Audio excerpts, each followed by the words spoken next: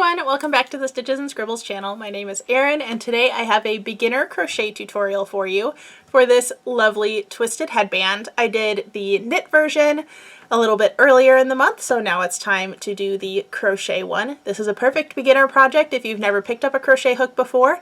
It also can be done in a variety of weights of yarn. You just need to make sure that you match your hook size to your yarn size. And I'll show you exactly what yarn I used and the hook size and all that good stuff. But this is a great beginner project instead of doing the traditional scarf as a first project, because scarves are very long and take a long time to make. This you could do probably in an afternoon if you kind of know what you're doing, and definitely over a weekend if you're a brand new crocheter. So without further ado, let's dive into the tutorial.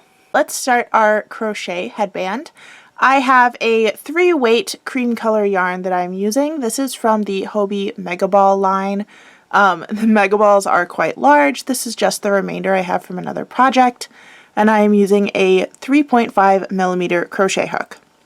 Our first step is going to be to create a slip knot. So I'm going to pick up my yarn, hold both the loose end and the part that's attached to the ball between my thumb and index finger in one hand. With the other hand, I'm going to insert my thumb and index finger to make that kind of triangle shape. Then I'm going to flip that over so that I have 2 little loops, and you simply put one loop inside of the other loop and pull it to create your slip knot. Then just put that loop on your crochet hook and pull it so that it's on there but not too tight. You do still want a little bit of space. Now we're going to start our chain stitches, and this is how you start most crochet projects. It's also what's going to determine the width of your project. So to do your chain stitch, you hold kind of the ends of your yarn with your non-dominant hand, and you hold the crochet hook in your dominant hand. Then you just kind of grab the yarn with your hook and draw it through the previous loop. So now I can tell I've made one chain stitch because I see one little V shape right there. I'm going to do that a second time. So wrap around your hook and pull through that loop. Now I have 2 chain stitches. You can keep going, adjusting your grip as you go. That's 3, 4, 5, 6, 7, 8, 9, 10, 11, 12, 13, 14, 15, 16. I'm going to stop there. I want my headband to be pretty wide but not too wide, so that seems like a good length for me. I'm going to add 1 additional stitch, making it a total of 17 chains. And this is just something that I personally like to do. It's kind of optional, but I like to have an extra chain stitch at the end of each row just because I think it makes a cleaner edge. Then you're going to kind of rotate your chain stitch so that you can see the tops of the loops that you need to work in as you go down. I'm going to skip the first chain stitch. It's kind of hard to see anyway because that's where my yarn is coming out. And I'm going to work into the second one. That's why I did that extra. The part that we're doing now is called a single crochet, and it's the kind of base stitch for most crochet things. This makes a pretty short stitch, but not super tiny. So we're going to start with that. To do single crochet, you start by inserting your hook into that next chain. You're going to wrap your yarn around your hook, pull it through once, so you should have 2 loops on your hook. Then you're going to wrap your yarn again and pull it through both loops. We're going to do the same thing in the next stitch. So insert your hook, pull through once, and pull through 2. In the next stitch, insert your hook, wrap and pull up once, wrap and pull through both. Need to pull out a little bit of extra yarn here so that I have some to work with. And you're just going to continue this stitch all the way down your chain stitches. So insert, pull up one loop, pull through both. I'm going to try to go pretty slowly so that you can see what I'm doing. But I promise once you practice this a lot, you're going to get really fast.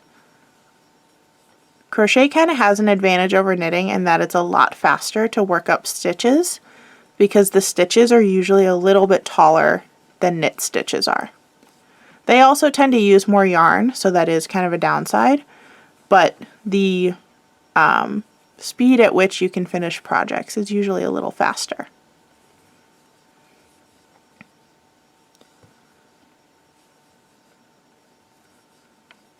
Keep going all the way across.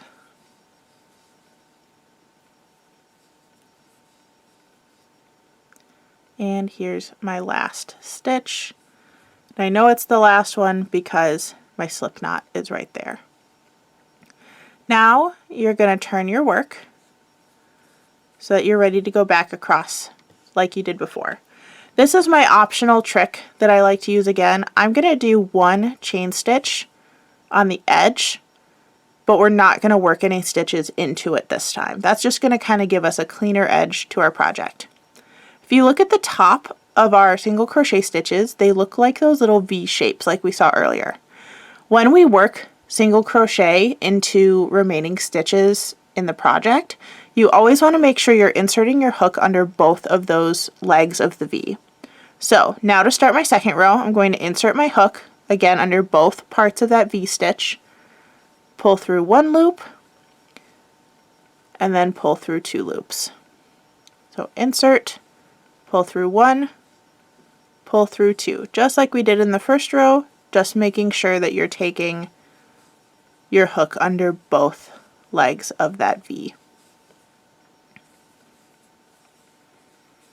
We're going to keep going all the way across. Make sure that as you're doing this, you're not pulling the stitches really tight every time.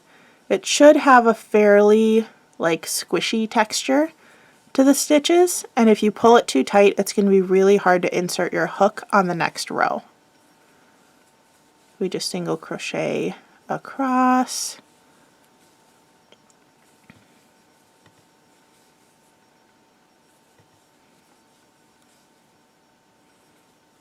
Okay, I now have one more stitch to do, and it looks a little funky. It almost looks like it's sideways, but that is one that you work into, like so. You're just going to continue in this pattern until your headband is the length that you want it to be so that it wraps around your head. You want it to be pulled a little bit because if it's stretched, it'll stay on your head better, but you don't want it to be so tight that it's completely stretched to capacity. So go ahead and continue for as many rows as you need, and then I will meet you back here to show how we finish it off. Alright, I'm at the end of my crochet headband, but I wanted to show you just what the couple last stitches of each row should look like, just to review. So again, we're looking for those V-shaped stitches on top, and as I'm getting towards the end of the row, since I chose to do a slip stitch on mine, I should see one last V-shaped stitch and kind of a little wonky looking thing. I'm just going to go into that last V-stitch because the other one that's kind of on the side is my slip stitch that I'm not working into. So that's how you finish off the crochet headband. Unlike knitting, there's no cast off process for crochet. You just end your work. So I'm going to pull a little bit of extra yarn out so that I can trim it, and that's what I'm going to use to sew it up. And then to finish off that last loop, you just pull the tail all the way through. Alright, now we're going to sew our headband together. So if you wanted just a straight headband, you could just seam up the final edge in a straight line and you'd get a perfectly nice flat headband. But I like to add a twist to my headbands. So I'm laying out my two pieces, one on top of the other. I'm going to line them such that the edge of one piece is lined up with the middle of the other. So I get it to kind of look like that from the top. Then you're going to fold the far edge over. That makes 3 layers of fabric. And you're going to fold the other edge over the same way, making 4 layers of fabric. So then you kind of pinch it together, and I probably should have threaded my needle before doing the folding, but that's okay. Just got it held kind of tightly in my hand right there. Dropped it again. And when we sew, we're going to try to go through all 4 layers of fabric. So it's already attached to this outer layer. I'm going through 2, 3, 4 to connect it all together. And you want to just keep doing that, making sure you get through all 4 layers of fabric every time you do a pass with your needle. This doesn't need to be super clean because you won't actually be able to see the stitches in the final product, but do as many or as few as you want just to make sure that it's secure. I try to do it so that the needle is going through at least every other crochet stitch, if not more than that. But again, this is up to you, and it might kind of depend on what yarn you chose for your project. Once you get to the end of the row, the other tail should be there as well. If it's not, don't worry. Just tie a single knot instead of a knot with 2 tails like I'm doing. It will work the same way. I'm just securing those ends with a knot. Now we're going to weave in some ends. So I'm going to start with the short end. It doesn't matter which one you start with. But we're going to sew them in so that they are hidden in the final piece. So I find the easiest way to do this is to look for all of those vertical stitches that kind of run parallel to each other. And those are the stitches that I try to put my ends into. This doesn't work with every crochet stitch. You kind of just have to find what works best since crochet is not consistent across stitch types. But as long as you can find sort of a consistent place to put your needle in, it should work. I'm going to pull those through. Then I'm going to do the same thing going back in the opposite direction, a row-ish down. And what this does is that then when you stretch your piece, the end won't actually come out. It'll just be pulled further into that second row of stitches that you did. Like that. And then you can trim it pretty close to the end. Then we're going to do the same with our other tail. Thread the needle. And again, we're just doing the same thing. So I'm looking for those kind of parallel-ish stitches. You might have to go through a couple rows to find some. I'm shoving the needle in. You don't even have to go all the way across. Halfway is probably good enough. And then going down a row and doing the same thing in the opposite direction. Then you can remove your needle and clip your ends. Then what you're going to do is flip your headband inside out, and there you have that beautiful twisted edge. It does lay flatter once it's on your head and kind of stretched out, so if it looks a little wonky at first, don't worry, it'll look fine in the finished product. But that's it for the tutorial, and this is what the finished item looks like. And that's it for this tutorial. Thank you so much for watching and crocheting along with me. I hope that your headbands turn out beautiful, and if you're a more seasoned beginner, I hope that this was helpful for any holiday gifts you might still have to make.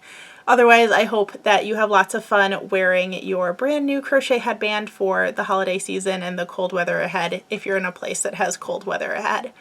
Thank you so much for watching. If you want to be notified of all of my crafty content here on YouTube, like tutorials, podcasts, and vlogs, make sure you hit that subscribe button down below so that you get notified of all of my crafty content. If you want to follow me on other forms of social media, that information will be in the description box below. I'm hoping to have more simple crochet tutorials for you in the future, so make sure you stay tuned. Thanks again for watching, and I'll see you in the next one. Bye everyone!